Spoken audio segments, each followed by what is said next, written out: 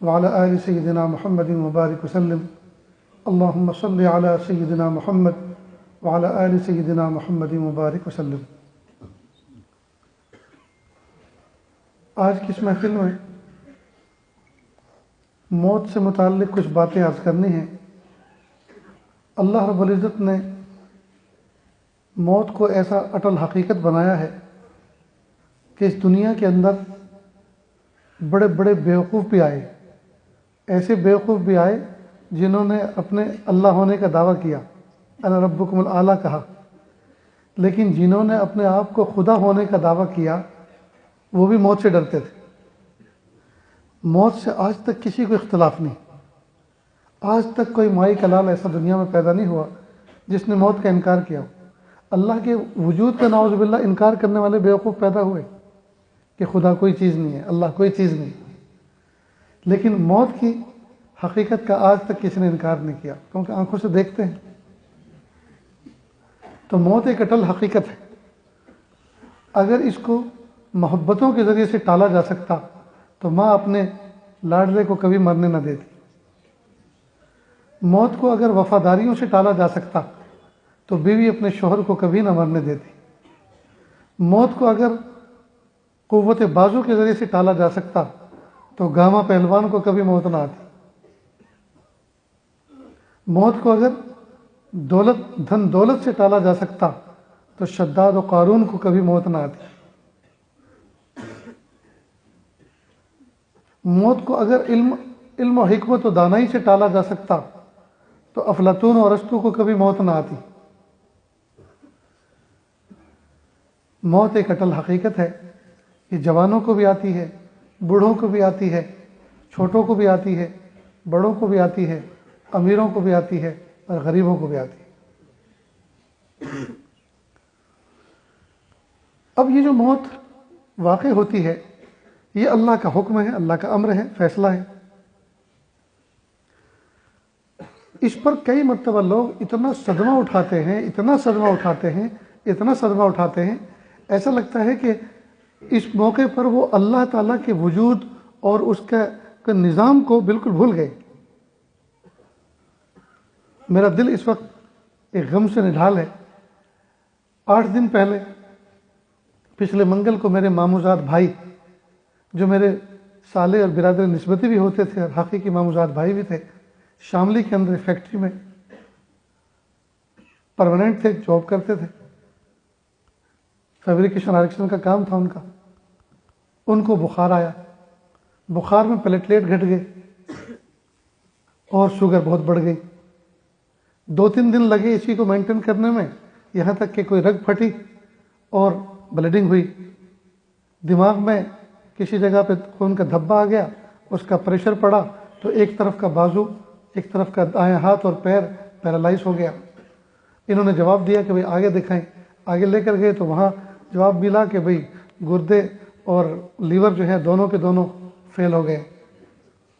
پھر تیسری جگہ لے گئے، چوتھی جگہ لے گئے اور 1 ہفتے کے اندر انتقال ہو گیا۔ الحمدللہ ترتیب ایسی بنی، یہ عاجز ان کی جنازے میں شریک ہوا اور الحمدللہ ترتیب ایسی بنی کہ ان کو انتظار کرنا نہیں پڑا، ہم وقت سے پہلے گجرات سے پہنچ گئے۔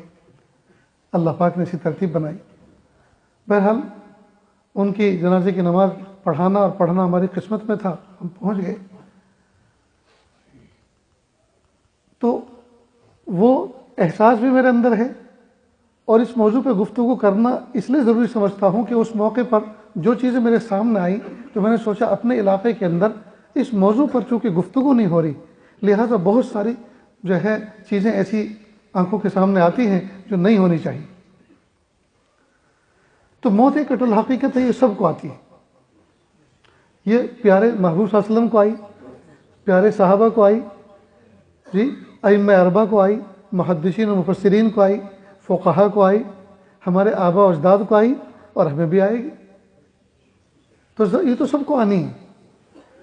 جب ایک اٹل حقیقت ہے اور ایک یقینی چیز ہے آنی ہے تو اس کے بارے میں آدمی پریشان پھر کیوں رہے، اس کی تیاری کر کے رہے۔ یہ جو موت پہ لوگ روتے ہیں نا، میں آپ کو اس میں ایک نفسیاتی چیز بتاتا ہوں۔ جوان کی موت پر رونے والے زیادہ ہوتے ہیں اور بوڑھے لوگوں کی موت پر رونے والے بہت کم ہوتے ہیں. ایسا کیوں؟ حالانکہ زیادہ دن تو بوڑھے نے گزارے ہیں دنیا میں، اس سے زیادہ محبت ہونی چاہیے. یہ محبت پہ نہیں رو رہے، یہ اپنے مفادات کو روتے ہیں. ہر آدمی اپنے فائدے کو روتا ہے. بڈھے آدمی سے فائدے زیادہ وابستہ نہیں ہوتے.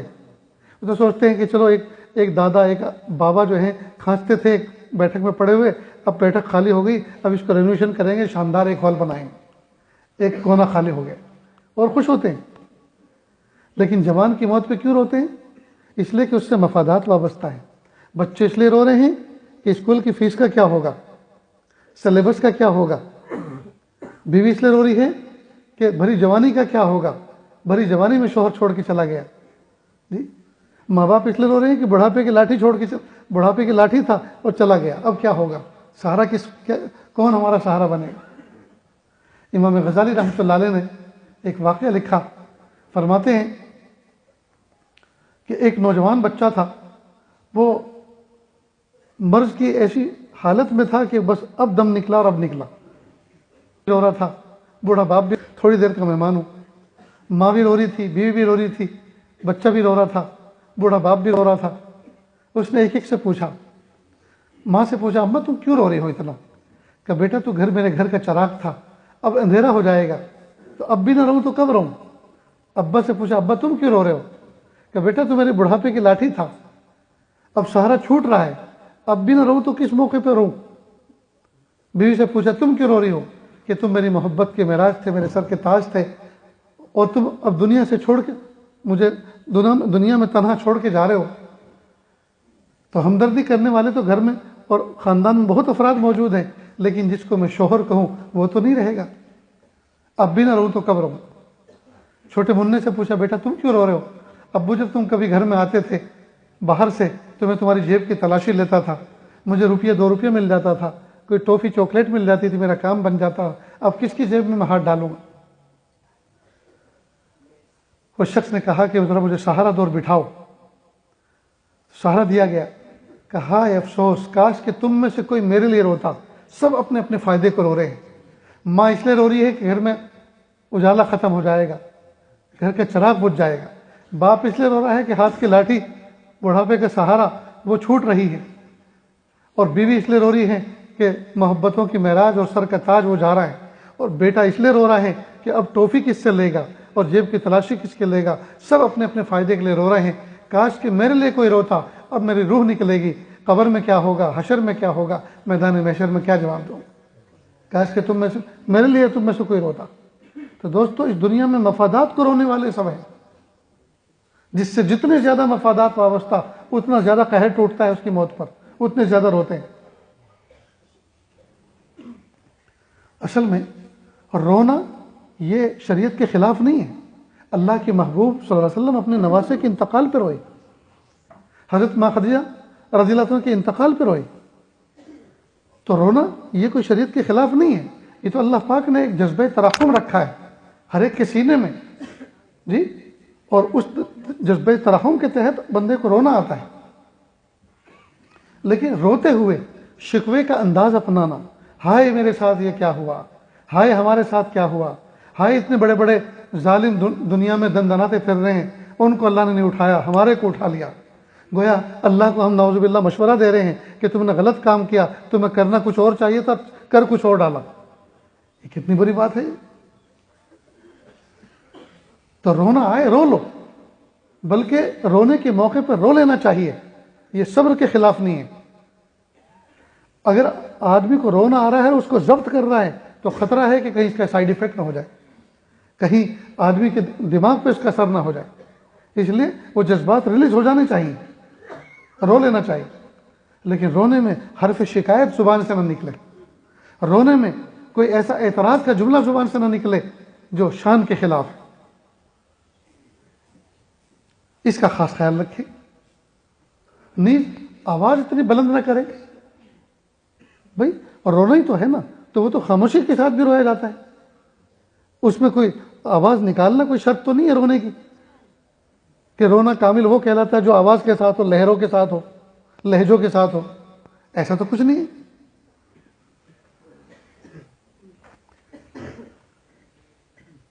تو ایک تو انتقال کے موقع پر اگر کوئی رو رہا ہے تو اس کو تسلی کے کلمات کہے، صبر کی تلقین کرے جی، اور رونے والا رو لے، آنسو بہا لے، کوئی حرج نہیں، لیکن کوئی ایسا جملہ ہر کوئی شکایت زبان پہ نہ لائے جو اللہ کی شان کے خلاف ہے، اللہ کے فیصلے پر راضی۔ حضرت مولانا اشرف علی تھانوی رحمۃ اللہ علیہ نے بہت پیاری بات فرمائی، فرض کرے اللہ نہ کرے ہم سب کے سب جیل میں ہوں اور ایک لمبی مدت ایک ساتھ رہے، اور پھر ایک آدمی کی رہائی کا فیصلہ آ جائے، تو ایک آدمی تو چھوٹا نا، تو یہ خوشی کی چیز ہے یا غمی کی؟ خوشی کی چیز ہے۔ تو جس آدمی کا انتقال ہو رہا ہے اللہ تعالیٰ دنیا کی مصیبت سے اس کو چھٹکارا دے رہے ہیں، دکھوں بھری دنیا سے نکال کر سکھ بھری جنت کی طرف اپنے بندے کو بلا رہے ہیں، تو یہ تو خوشی کی بات ہے، یہ تو خوشی کی چیز ہے۔ ہاں یہ الگ بات ہے کہ ایک بہت دنوں تک اس کے ساتھ تمسک رہا، اس کے ساتھ جو ہے ویوہار رہا، تعلقات رہے، تو اس تعلقات کے جدا ہونے پر جو احساس ہو رہا ہے اس پہ آدمی کو رونا آ رہا ہے، وہ ایک الگ چیز ہے۔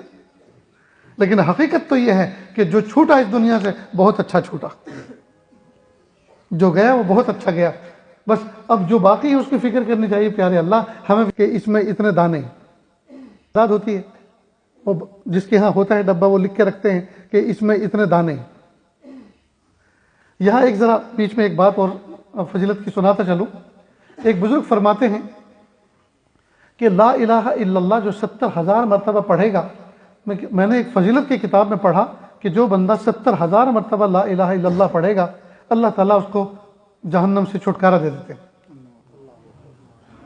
کہا میں نے یہ پڑھا تھا لیکن باقاعدہ اس کا مجھے کوئی حوالہ نہیں مل رہا تھا۔ ایک مرتبہ محلے کے اندر میری دعوت ہوئی،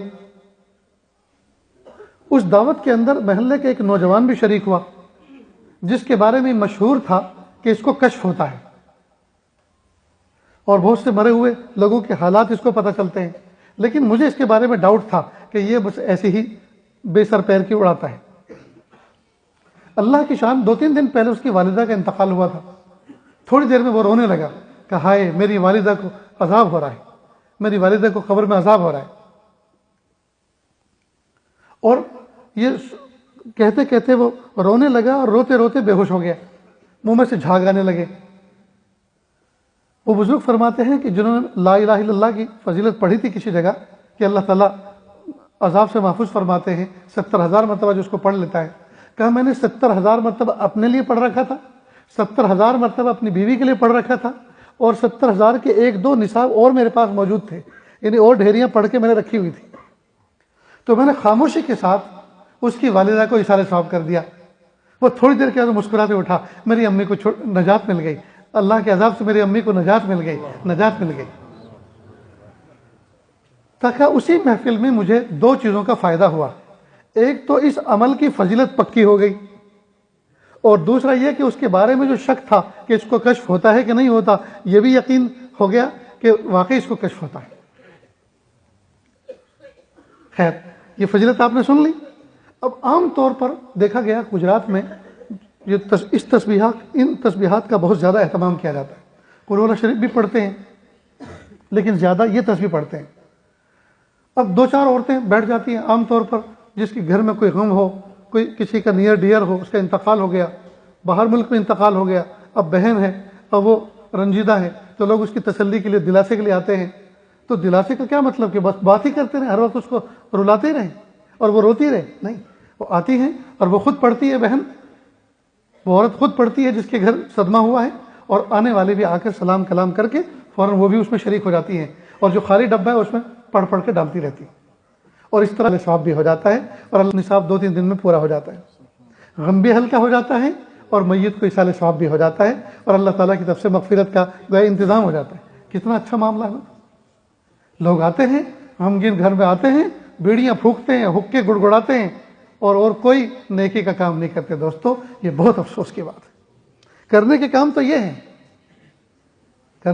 ہیں، تو روح نکلنے کے ساتھ ہی فوراً نہلانے کا انتظام کرو۔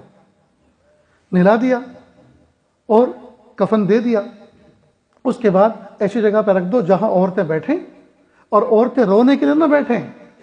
اتنے افسوس کی بات ہے کہ عورتیں 2-2 3-3 4-4 مل کر، پتہ نہیں اب ان کو رونا آتا بھی ہے کہ نہیں، اس لیے کہ رونے کے لیے بھی تو ہمت چاہیے نا، اس کے لیے بھی تو اسٹاک چاہیے آنسوؤں کا، اس کے لیے بھی ہمت چاہیے. بس وہ ایسے کر کے اب وہ ایک لہر چلتی رہتی ہے، اس لیے کہ سب کو اظہار کرنا ہے نا اس بات کا کہ شوہر کے مرنے پہ بیوی کو رونا آ رہا ہے. حالانکہ زندگی بھر لڑی ہے، زندگی بھر شوہر کو کوسا ہے، آج اتنا رونا کہاں سے آ گیا؟ یہ رونا نہیں ہے، بس یہ بناوٹی لہجے ہوتے ہیں کئی دفعہ. خبردار کر دینا چاہیے، تھوڑی دیر بہت دیر رو لیں، نہیں بھائی اب خاموش ہو جاؤ. اب جو ہے تمہارے رونے کی ضرورت نہیں ہے میت کو، اب تو تمہارے ایصال ثواب کی ضرورت ہے. جتنا ایصال ثواب کرو گے اس کو نفع ہوگا. اگر تمہیں اس سے محبت تھی تو محبت کا تقاضا یہ ہے کہ اس کو آگے کے مرحلوں پر کامیاب کرنے کے لیے تم یہاں سے ایصال ثواب کرو، تاکہ قبر حشر میں اس کی کامیابی کا نظام بن سکے. اگر تمہیں اس سے محبت تھی تو محبت کا تقاضا یہ ہے، وفاداری کا تقاضا یہ ہے کہ تم اس کے لیے ایصال ثواب کرو. سورہ فاتحہ پڑھو، قل هو اللہ شریف پڑھو، سورہ یاسین شریف پڑھو، کلمے کا ورد کرو. یہ کرنے کی چیز. اور کرتے کرتے اگر آنسو بہ رہے ہیں، صدمہ آ رہا ہے تو بہت محبوب چیز ہے، بہت اچھی بات ہے کہ دل نرم ہو رہا ہے جی، اور ساتھ ساتھ میں عمل بھی چل رہا ہے.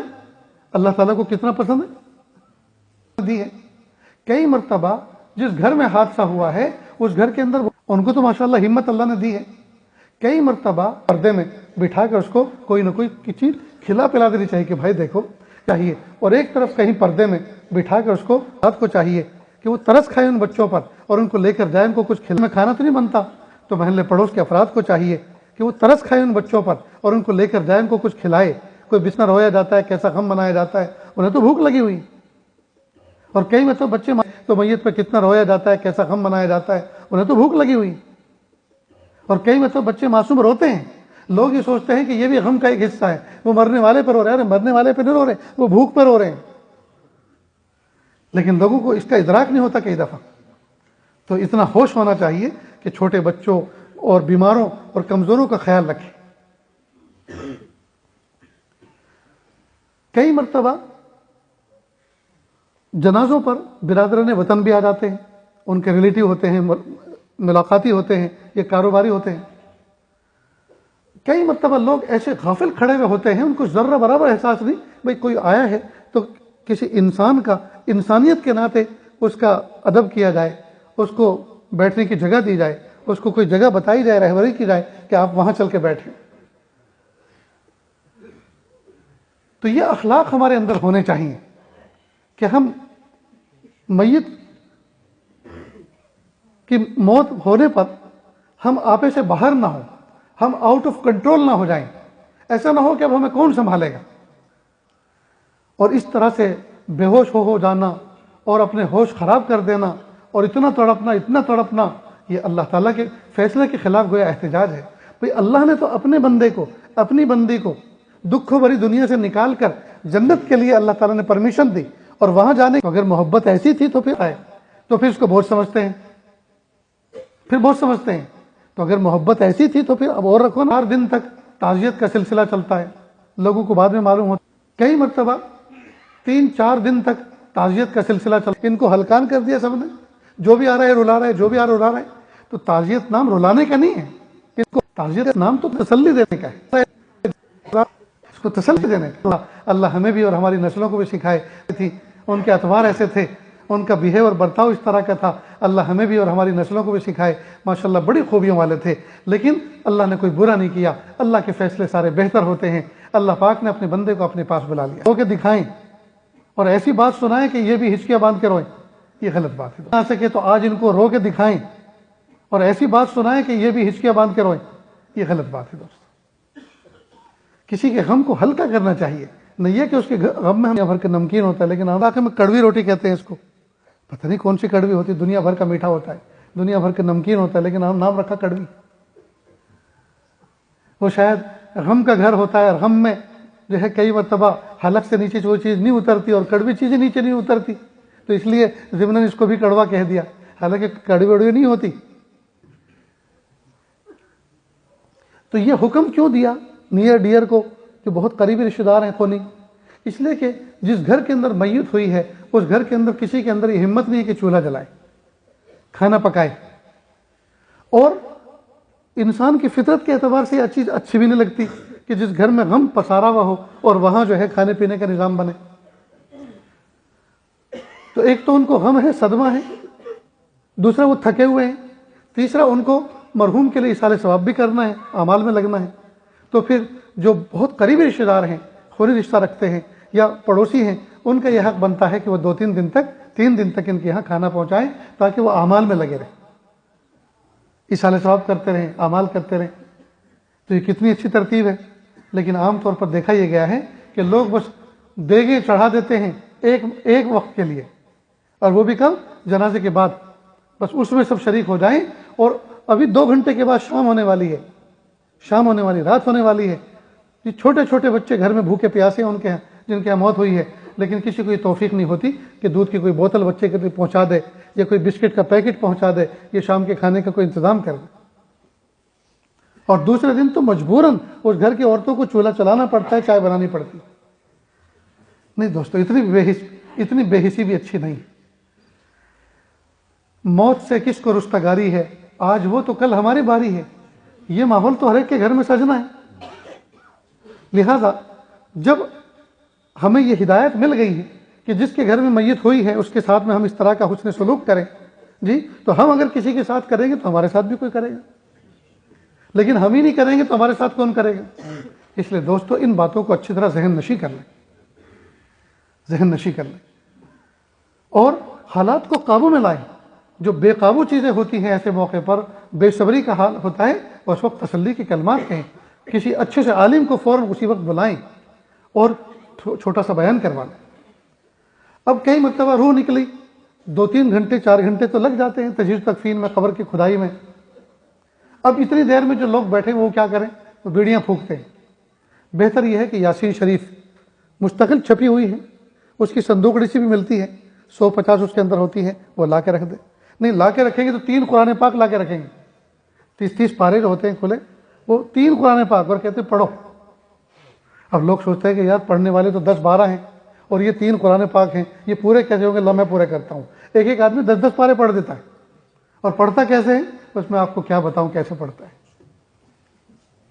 اور کتنے ورق ایک ساتھ پلٹے جاتے ہیں۔ میں نے خود اپنی آنکھوں سے دیکھ رکھا ہے، میں کسی کی سنی سنائی نہیں کہہ رہا۔ تو دوستو اس سے بہتر تھا کہ صرف یاسین شریف پڑھ لیتے۔ ایک مرتبہ یاسین شریف کی فضیلت پڑھنے کی یہ ہے، 10 قرآن پاک کے برابر اجر ملتا ہے۔ محبتوں کے ساتھ، اخلاص کے ساتھ ایک مرتبہ سورہ یاسین شریف پڑھتے، وہ زیادہ بہتر تھا، اس سے کہ بے ادبی کے ساتھ جو ہے پارے اٹھائے جا رہے ہیں اور پارے کے ورق پلٹے جا رہے ہیں، اور 2 نمبر میں پلٹے جا رہے ہیں، پڑھ کے نہیں پلٹے جا رہے، بغیر پڑھے پلٹے جا رہے ہیں۔ ابھی نظر ادھر تھی، ابھی ادھر، اور ابھی ادھر تھا صفحہ، ابھی ادھر۔ وہ بھاگا دوڑی والا ہوتا ہے، اور بھاگا دوڑی والا پڑھے ترتیب سے وہ بھی کوئی بات ہے، لیکن وہ پڑھتے ہی نہیں ہیں، وہ تو خالی نظر گھماتے ہیں۔ بہت غلط بات ہے دوست، یہ دھوکہ ہے، یہ دھوکہ، یہ خدا ہے، یہ اللہ کو یہ چیز پسند نہیں۔ اللہ تعالیٰ ہمارے اس تلاوت کے محتاج نہیں ہے۔ تو سورہ یاسین شریف رکھیں۔ اسی طرح وہ جو 70,000 مرتبہ کلمہ پڑھنے کی فضیلت جو آپ نے سنی ہے، اس کے لیے جو ہے تسبیح، بہت ساری تسبیح توڑ کر اس کے دانے جمع کر لیے جاتے ہیں، اور وہ دانے سامنے موٹے موٹے سب کے سامنے ڈال دیے جاتے ہیں، تو وہ 70,000 کی تعداد آسانی کے ساتھ ہو جاتی ہے۔ تو یہ کام بھی کیا جا سکتا ہے، اور یہ کب تک کیا رہے؟ جب تک جنازہ اٹھائے وہاں تک ظاہری بات ہے، وہاں تک تو کوئی دوسرا کوئی کام کرنے والا ہے نہیں۔ دکان والے نے دکان بند کر رکھی ہے، کاروبار والے نے کاروبار بند کر رکھا ہے، وہ تو سارے کے سارے جمع ہی اس لیے ہوئے ہیں تاکہ کندھا دے کر ہم اپنے رشتہ دار ملنے والے کو، دوست کو قبرستان تک پہنچائیں۔ تو جب آپ اسی کام کے لیے اپنے آپ کو فارغ کیا ہے تو بھئی اچھا کام کرو نا، قرآن پاک کی تلاوت کرو، تسبیح پڑھو، کلمے کی تسبیح پڑھو، جی، اور ایصال ثواب کا اہتمام کریں۔ تو دوستو یہ جو باتیں کہی جا رہی ہیں سمجھ میں آ رہی ہے کہ نہیں؟ تو کریں گے کہ نہیں؟ انشاءاللہ انشاءاللہ۔ موت سے کس کو رستگاری ہے، آج وہ تو کل ہماری باری ہے۔ موت ایک اٹل حقیقت ہے دوستو، ہم تمام کو اس کی تیاری کر کے رکھنی چاہیے۔ کچھ نوجوان ایک جگہ بیٹھے ہوئے بات کر رہے تھے، گپ شپ کر رہے تھے، ایک شخص آیا اور کہا بھائی یہاں کوئی جگہ ایسی ہے جہاں سکون سے مرا جا سکے؟ اس میں سے ایک ذرا باتوں نے کہا ادھر جا، وہاں مسجد ہے، سامنے کنواں ہے، درخت بھی ہے، بہت اچھی سائیدار جگہ، وہاں جا کے مر جا۔ اب یہ گیا، اب یہ لوگ تو آپس میں بات کریں کیسا دیوانہ ہے، کیسی بات کہی اس نے۔ خیر انہوں نے اس کو روانہ کر دیا۔ اب گھنٹے 1.5 گھنٹے کے بعد اذان ہوئی، اب یہ نماز کے لیے چلے، جا کے کیا دیکھتے ہیں کہ درخت کے نیچے وہ شخص مرا ہوا پڑا ہے۔ تو ان کو ٹھٹکے اور حیرت ہوئی کہ اچھا ایسے بھی موت آ جاتی ہے۔ گویا وہ شخص موت کی تیاری کے ساتھ چل رہا تھا، موت کا انتظار کر رہا تھا۔ خواجہ فرید الدین عطار رحمۃ اللہ علیہ کے بارے میں آتا ہے، عطر کی دکان تھی، ان کے عطر فروش تھے۔ ایک شخص دیوانہ سا آیا اور آ کر ان کے دکان کے اندر چھوٹی بڑی جو شیشیاں رکھی تھی خوشبو کی، ان کو غور سے یوں کر کے دیکھتا رہا۔ میں نے پوچھا یہ کیا دیکھتا ہے؟ کہ میں یہ دیکھتا ہوں کہ آپ کی روح کیسے نکلے گی، ایک شیشی میں سے دوسری میں، دوسری سے تیسری میں، تیسری سے چوتھی میں، تمہاری روح تو بھٹکتے رہے گی، کیسے نکلے گی؟ کہے پیچھے ہٹ، جیسی تیری نکلے گی ایسی ہماری نکلے گی، چل یہاں سے۔ کہ اچھا، کہ ہماری تو ایسی نکلے گی۔ کندھے سے ایک رومال اتارا اور روڈ کراس کر کے فٹ پاتھ پہ گیا اور کہا لا الہ الا اللہ محمد رسول اللہ، یوں کہہ کے لیٹ گیا۔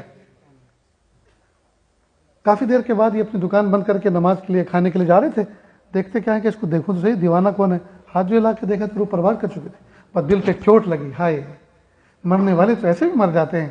بس دکان لوٹا دی اور اللہ کے راستے میں لگ گئے، اللہ کی محبت میں لگ گئے اور خواجہ فرید الدین عطار کہلائے۔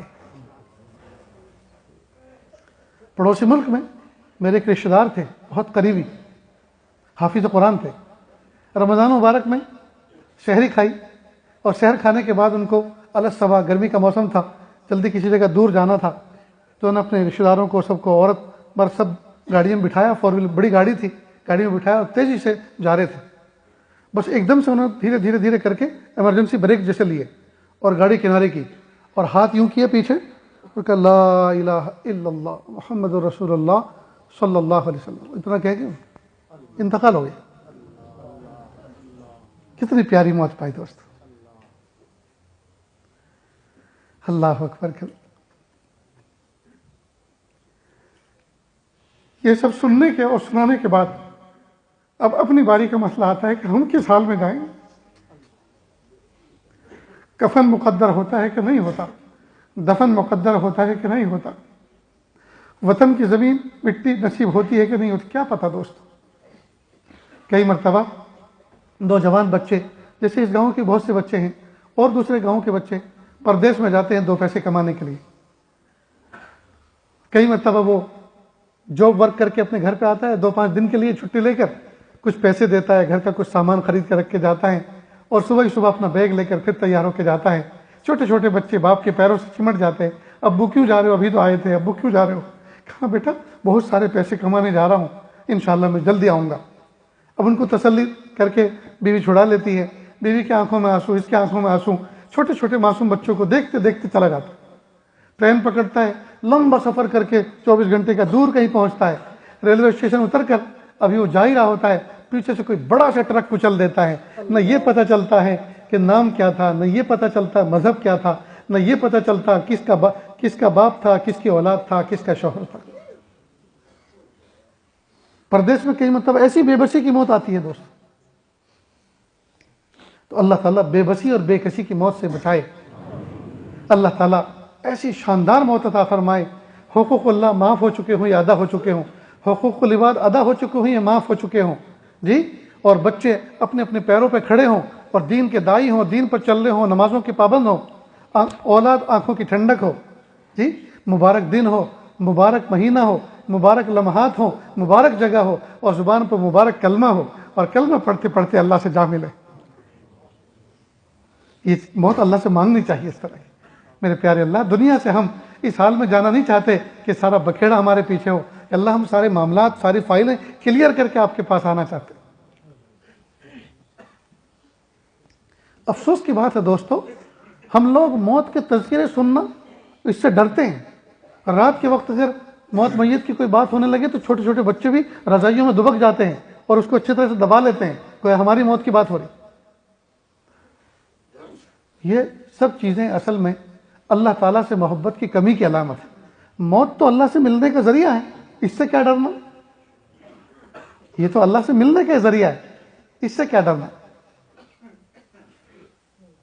یاد رکھیں، اللہ والے بہت آسانی کے ساتھ دنیا سے رخصت ہو جاتے ہیں، آسانی سے رخصت ہو جاتے ہیں، اور وجہ اس لیے کہ ان کا دل ہمیشہ وہیں لگا رہتا ہے۔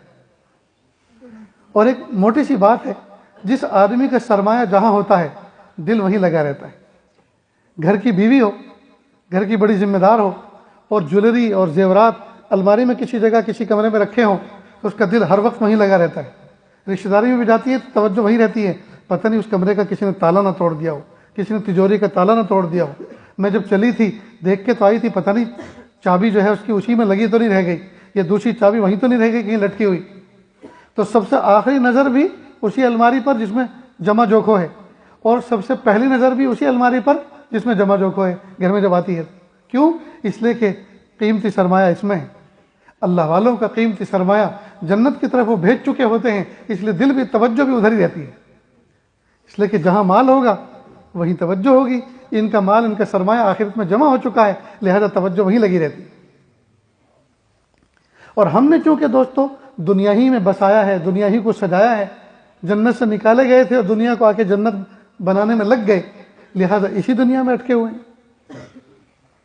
تو یہ فرق ہے عوام الناس کی موت میں اور خواص کی موت میں، کہ خواص ان کی توجہ اللہ کی طرف مرنے سے پہلے سے لگی رہتی ہے، کیونکہ انہوں نے اپنی آخرت میں سب کچھ جمع کر رکھا ہے. اور ہماری ساری کی ساری توجہ دنیا کی طرف ہوتی ہے، اس لیے مرنے سے ڈرتے ہیں، مرنے کا تذکرہ سننے سے ڈرتے ہیں، اس لیے کہ اس کی تیاری جو نہیں کی. بھائی جس آدمی نے سفر کی تیاری کی ہو، ٹکٹ کنفرم ہو، کپڑوں پہ پریس کر کے رکھی ہوئی ہو، بیگ اچھی طرح پیک کیا ہو، جو استعمال کی ضرورت کی دوائی ہوتی ہیں وہ بھی ساتھ میں موجود ہوں، اور پیسے بھی وافر مقدار میں ہوں، تو اس آدمی کے لیے سفر پہ جانا ایک بہترین تفریح ہوتی ہے. انجوائے کرتے ہوئے وہ سفر پہ جاتا ہے. لیکن جس آدمی کا ٹکٹ بھی کنفرم نہ ہو، جس آدمی کے کپڑوں پہ پریس بھی نہ ہو، جس آدمی کے پاس پیسے بھی پورے نہ ہوں، اور اچانک سفر پہ جانا پڑ جائے، سفر اس کے لیے عذاب علیم بن جاتا ہے. پریشان ہوتا ہے. بس یہی فرق ہے اللہ والوں کی موت میں اور دنیا داروں کی موت میں، کہ اللہ والوں نے سفر آخرت کے لیے مکمل تیاری پہلے سے کر کے رکھی ہوتی ہے، اس لیے وہ آسانی سے دنیا سے چلے جاتا ہے.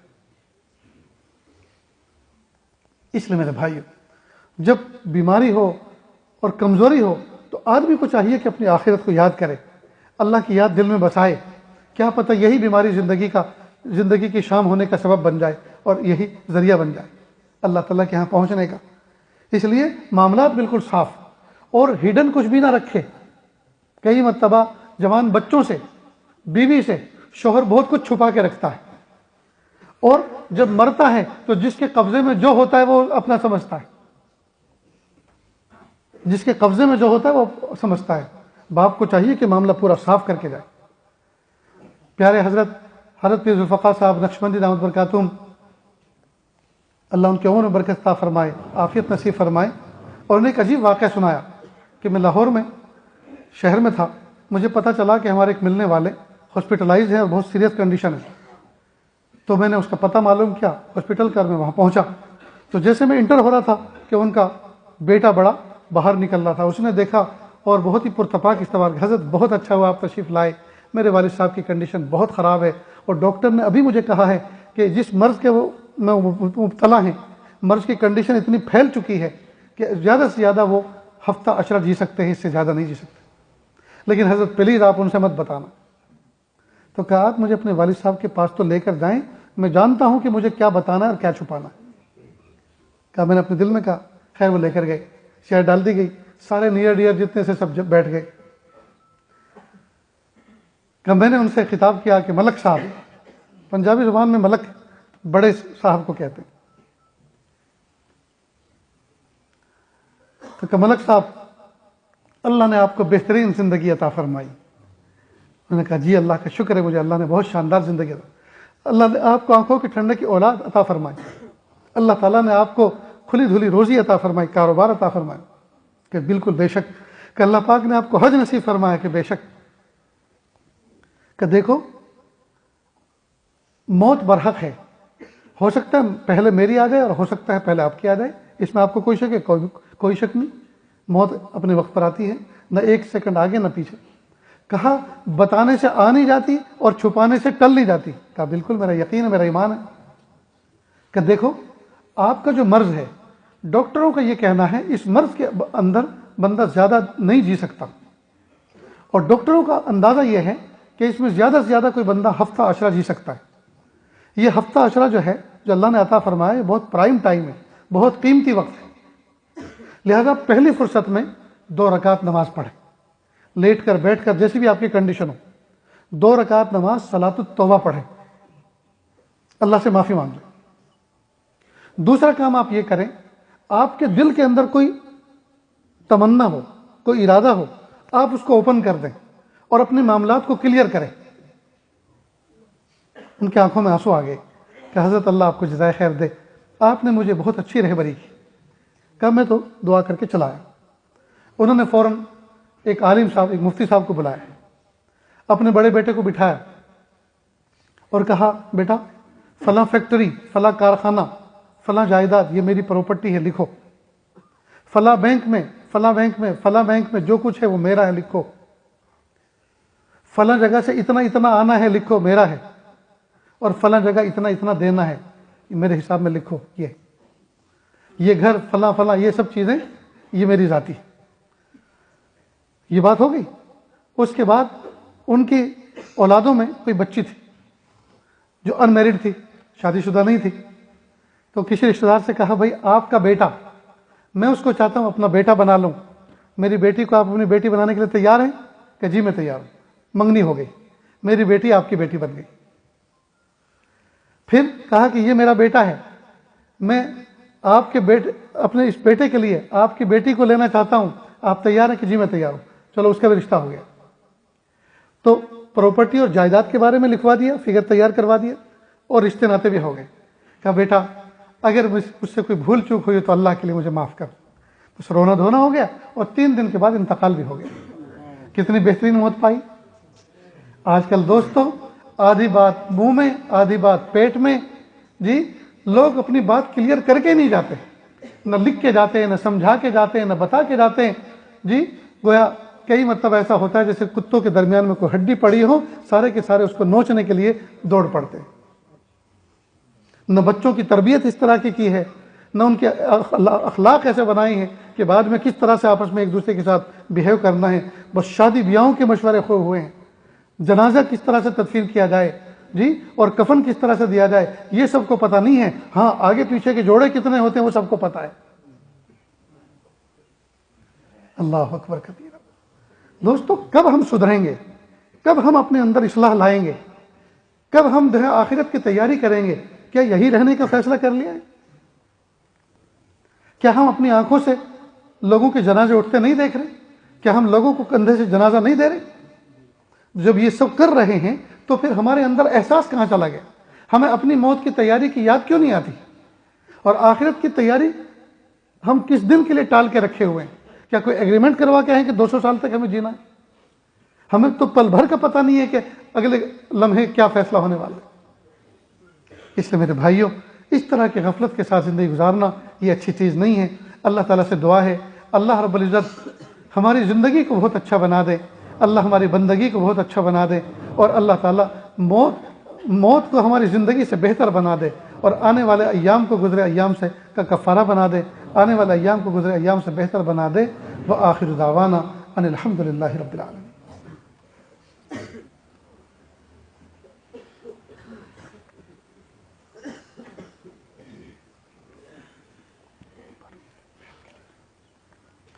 بہت سارے احباب اس مجلس میں اس نیت سے آئے ہیں کہ وہ توبہ طائب ہو کر زندگی گزارنا چاہتے ہیں، تو یہ عاجز توبہ کی کلمات پڑھاتا ہے، میرے پیچھے پیچھے صدق دل سے زندگی بدلنے کے ارادے سے پڑھیں۔ بسم اللہ الرحمن الرحیم۔ لا الہ الا اللہ محمد الرسول اللہ صلی اللہ علیہ وسلم۔ اشہد ان لا الہ الا اللہ واشہد ان محمدًا عبدہ ورسولہ۔ استغفر اللہ ربی من کل ذنب واتوب الیہ۔ آمنت باللہ کما ہوا باسمائہ وصفاتہ وقبلت جمیع احکامہ اقرار باللسان وتصدیق بالقلب۔ وصلی اللہ تعالی علی خیر خلقہ محمد وعلی آلہ واصحابہ اجمعین برحمتک یا ارحم الراحمین۔ اللہ کا شکر ہے، کلمات پڑھنے کے بعد توبہ طائب ہو گئے۔ اللہ تعالیٰ اس توبہ کو قبول فرمائے۔